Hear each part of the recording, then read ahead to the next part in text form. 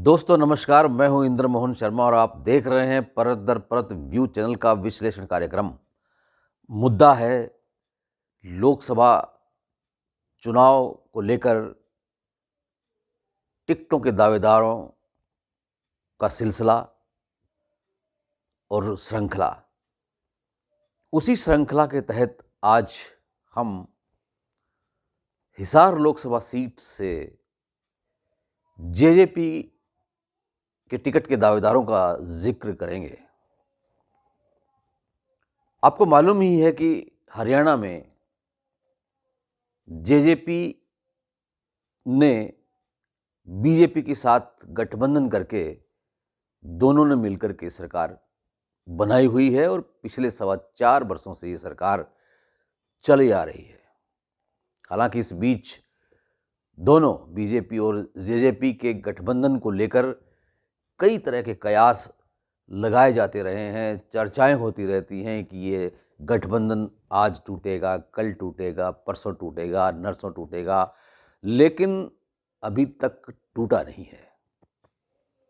हाँ, इसे तोड़ने के लिए बीजेपी के ही कुछ नेता और कार्यकर्ता ये रखते हैं इच्छा कि गठबंधन टूट जाए तो और ज़्यादा बेहतर हो सकता है, लेकिन फिर भी गठबंधन जारी है।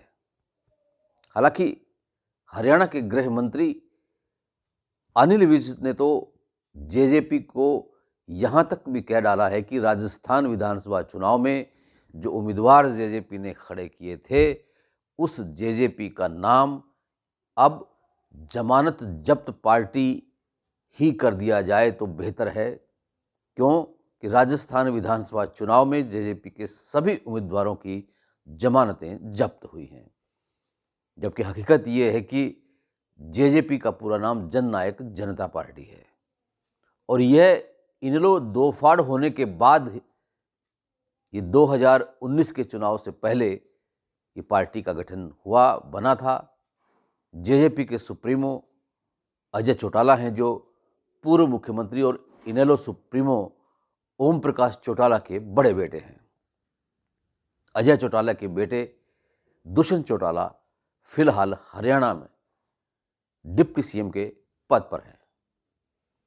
अब चलिए जिक्र करते हैं हिसार लोकसभा सीट से जेजेपी के टिकट के दावेदारों की, लेकिन उससे पहले अगर आपने ये चैनल अभी तक सब्सक्राइब नहीं किया है तो सब्सक्राइब जरूर कर लीजिए और बेल आइकॉन के बटन को ऑल करके दबा दीजिए ताकि जब भी हम महत्वपूर्ण मुद्दों पर कोई वीडियो तैयार करके YouTube पे अपलोड करें तो आपके पास उसका नोटिफिकेशन मिल जाए और आप उसे अच्छी तरह से देख सकें, परख सकें, उस पर विचार अपना दे सकें, कमेंट बॉक्स में जाकर के कमेंट कर सकें। खैर चलिए जिक्र करते हैं जेजेपी के हिसार लोकसभा सीट से टिकट के दावेदार कौन। जेजेपी में फिलहाल हिसार लोकसभा सीट से अगर टिकट के दावेदार हैं तो वो दुष्यंत चौटाला ही हैं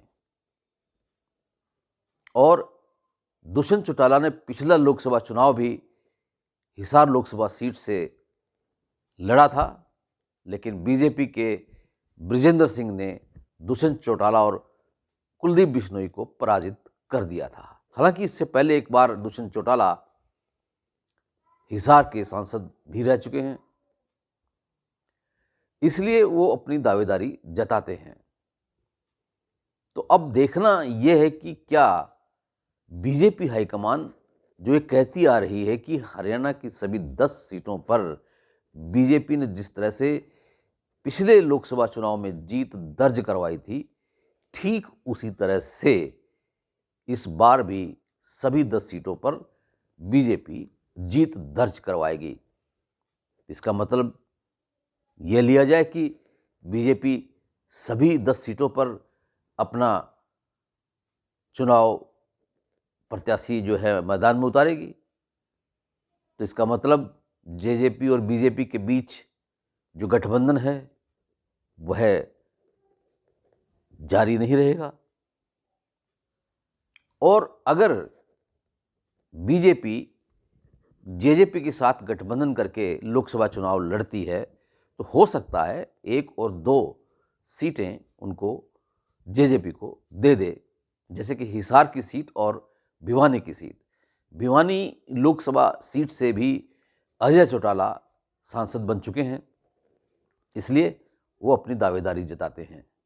अजय चौटाला ये भी कहते हैं कि अगर कोर्ट ने उनको इजाज़त नहीं दी चुनाव लड़ने की तो उनके बेटे दिग्विजय चौटाला भिवानी से लोकसभा चुनाव लड़ सकते हैं। खैर, ये तो अभी भविष्य के गर्भ में है कि क्या होगा, लेकिन सवाल ये उठता है कि क्या जेजेपी अगर गठबंधन जारी नहीं रहता है तो हिसार से और भिवानी से और न जाने और कितनी सीटों से लोकसभा के चुनाव लड़ेगी, अपने उम्मीदवारों को खड़ा करेगी, तो क्या वो जीत पाएगी? यह अभी भविष्य के गर्भ में ही है, लेकिन यह तय है कि जेजेपी एक बार फिर से अपना कोई चमत्कार दिखाना चाहती है। क्यों?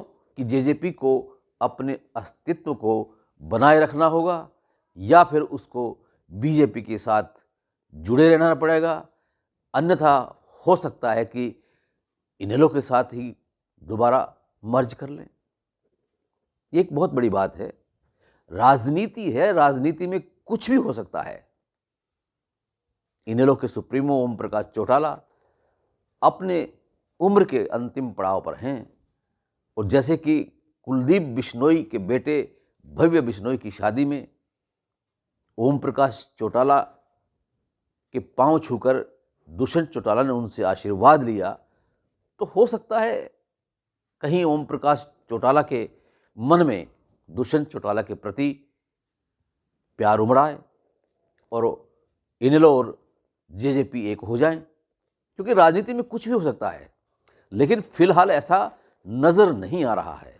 ये भी एक कड़वी सच्चाई है, क्योंकि जिस तरह से चौटाला परिवार में परिवार के सदस्यों में परस्पर आपस में जो मतभेद हैं वो मनभेद में भी बदल चुके हैं। तो ऐसे में क्या इनेलो और जेजेपी एक साथ हो सकते हैं? खैर, ये आने वाले दिन ही बताएंगे। फिलहाल विश्लेषण कार्यक्रम में इतना ही। कल फिर किसी नए मुद्दे के साथ आपसे रूबरू होंगे।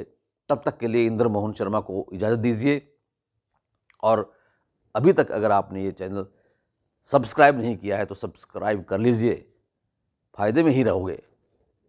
और अगर ये वीडियो आपको पसंद आया हो तो इसे लाइक ज़रूर कीजिए और अपने मित्रों, परिजनों और रिश्तेदारों को शेयर कीजिए। आपका बहुत बहुत धन्यवाद, बहुत बहुत शुक्रिया।